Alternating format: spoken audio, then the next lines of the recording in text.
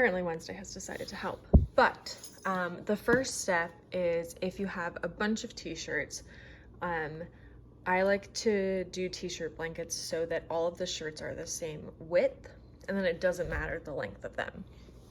So it's important to go through your shirts and see which one is the widest so that you can base the width off of that.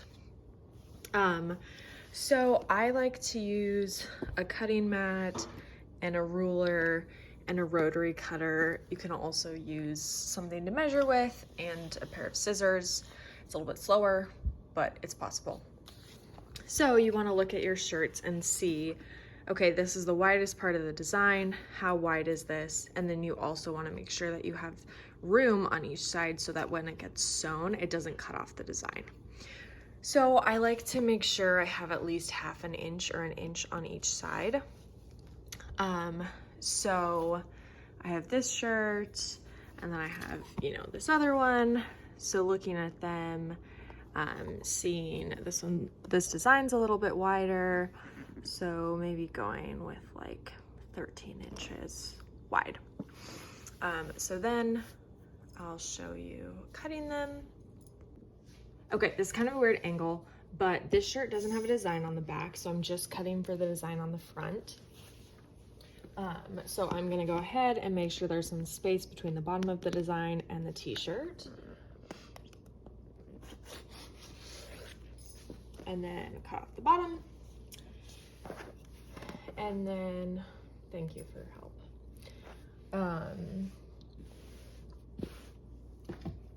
So then kind of seeing if I want it to be 13 inches, making sure I kind of have an even space, and then cut one of the sides off,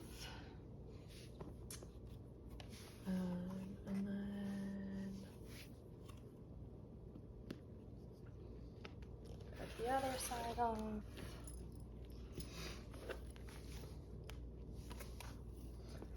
And then cut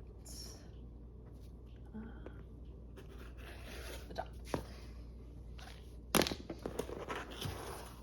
So I didn't do a great job of centering this, but basically, oh, cool.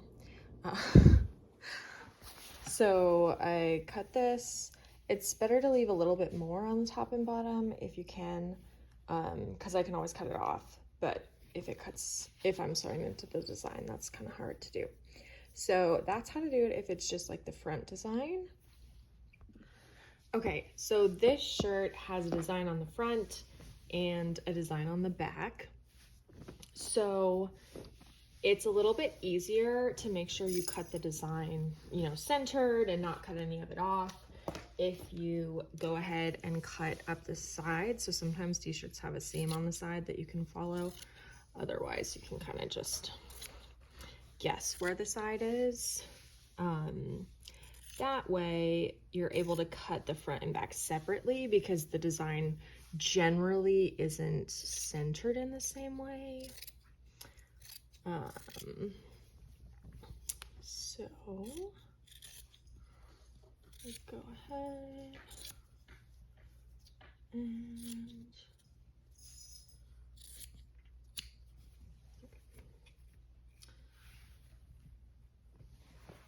sometimes I cut both sides, sometimes I just cut one open. Yeah.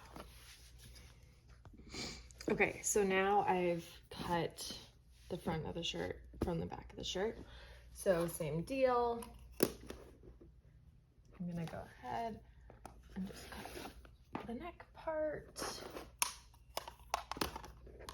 Bring it up a little bit. And cut off the bottom.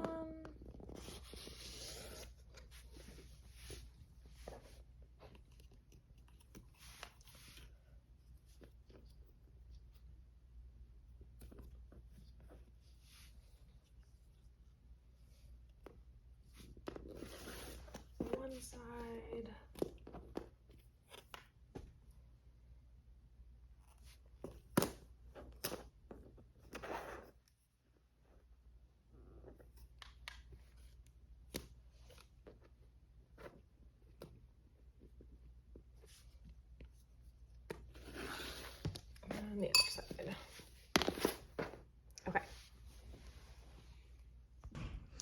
So this is what you'll end up with. All of these will be the same width, but you can cut them at different lengths.